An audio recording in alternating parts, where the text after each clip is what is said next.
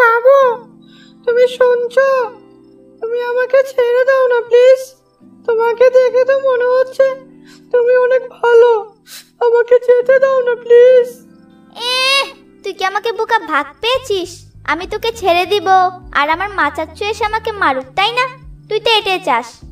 আরে না, তুমি যে আমাকে ছেড়ে দিবে সেটা তারা জানলে তো তোমায় মারবে নাকি?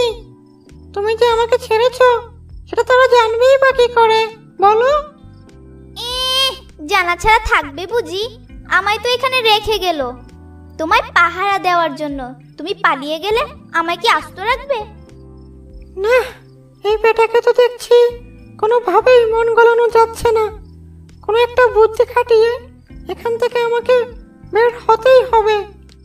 আবির, আবির ভাই, কোথায় তুই? আবির! আরে